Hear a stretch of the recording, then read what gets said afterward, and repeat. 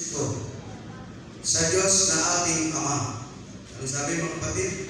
Kailangan po tayo ay laging magpasalamat sa Panginoon. Ano po? Sa lahat ng bagay, tayo po lahat sa ating personal na sarili, tayo po ay laging nagpasalamat sa Panginoon. Kahit sa ating ginagawa, o tayo po ay nakatulong sa ating mga kapwa, o tayo po ay natulungan, ano po sa amin, tayo po laging din ay nagpasalamat.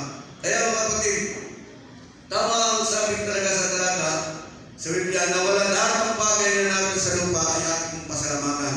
Na sa panahon, sa mga bagay, bagay na kasaganaan, hindi lang sa kasaganaan, na tayo pinibigyan ng sanada sa buhay, o kahit kahirapan, kalungkutan, tayo po ay pasalamatan.